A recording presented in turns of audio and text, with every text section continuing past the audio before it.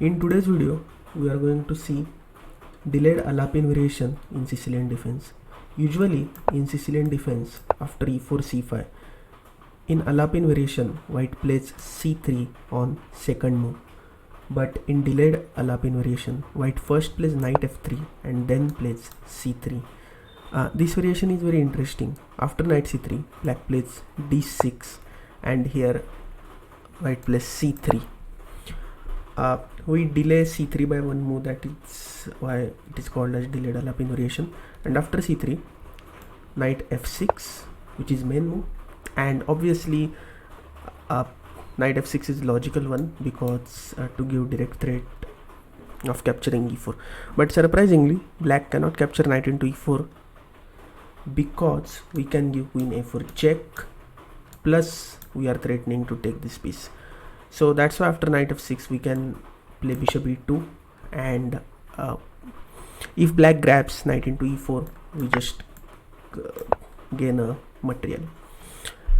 So but believe me, many beginner players can play knight into e4 and you will just gain one piece, because it is not easy to see this technique, at least in the rapid and blitz games. So after bishop e2, the main option is g6, knight c6 and bishop d7. So let's start with bishop d7, and now black's plan is to just take knight into e4 because we don't have queen a4 check. So we push e5 pawn, e4 pawn to e5, d into e5, knight into e5, and now black plays knight c6 to develop his knight. And after knight c6, we just capture knight into d7, queen into d7, short castle, g6 to develop bishop, and then short castle. And here we play a4, which is quite interesting move. So our clear threat is to play a5, a6 and knight a3, knight c4. So in this particular position, remember not to play d3 in early stage. You can play d3, but first develop this b1 knight, play a5, and then you can play d3 and move this bishop.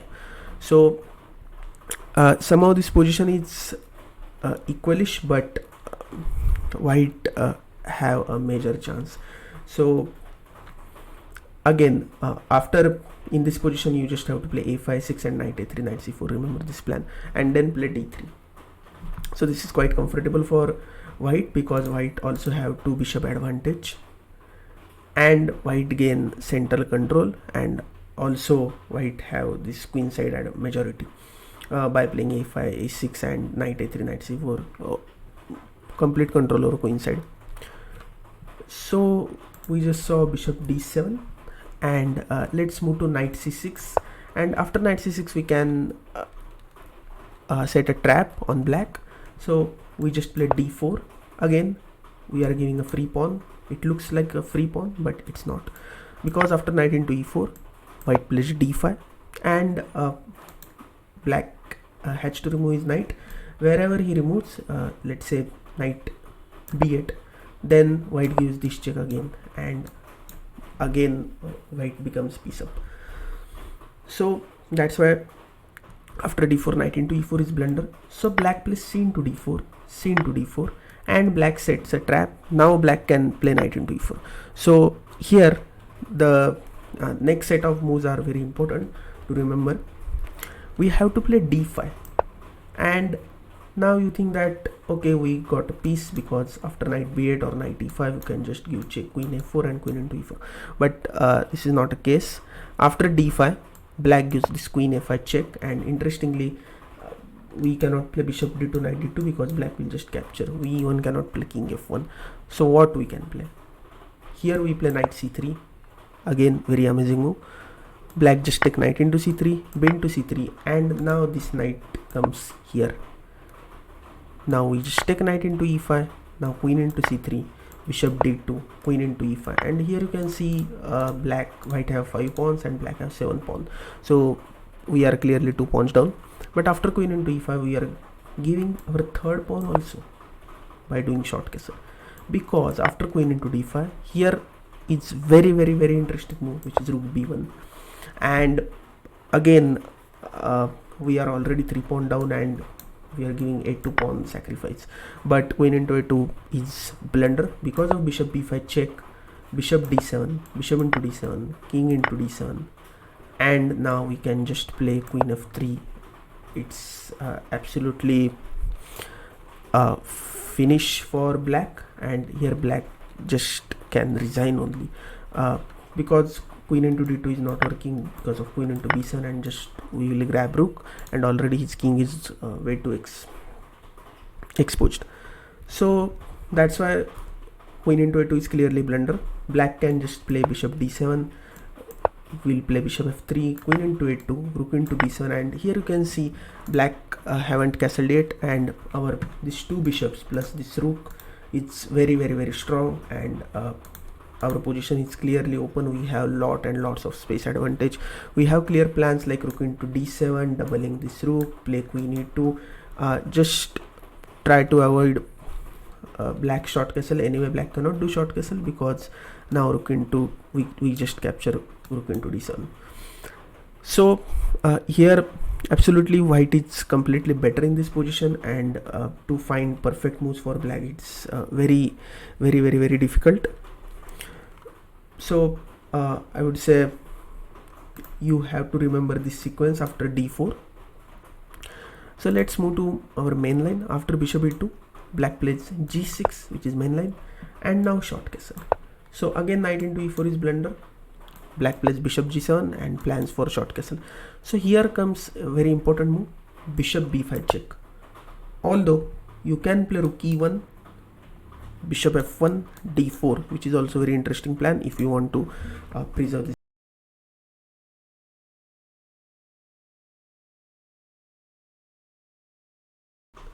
And now bishop into d7, knight b into d7, queen e2, and the one thing to clear is why we are giving this bishop, why we are exchanging this bishop. The main reason is after bishop b5, see this bishop is already passive, very passive, and if we compare our bishop to black's bishop, this c8 bishop, then we can see after short castle this bishop is active than our e2 bishop. So it's better to exchange this bishop. So that's why bishop b5 check, bishop d7, bishop into d7, knight b into d7, and now queen e2 to now black can take this pawn. So that's why we have to defend queen e2, short castle, d4, and black can play queen b6 like move, black can play any move, and now rook d1. So after rook d1, it's already our 10th move, and if you see this position, then the position is, I would say, pretty equal, but in long terms white can make d5, a4, knight d2, knight c4 like plans. White have this space advantage because of the central pawns, but black also bishop on g7 is way too strong. So this position is around equal, but white can definitely play, and obviously you can try this opening against computer or against your friends or online in online games, but the major opening trap is after bishop e2, this knight c6 one, because we played d4. So yes, definitely you can play this opening in any type of game, whether it's online or bullet or classical or any other game. Even Magnus Carlsen played this line from white side and won against top players, so you can try. Here we finish our video, and if you like this video, then you can press the like button, you can subscribe to my channel, and if you have any doubts, then comment down below. Thank you so much for watching this video.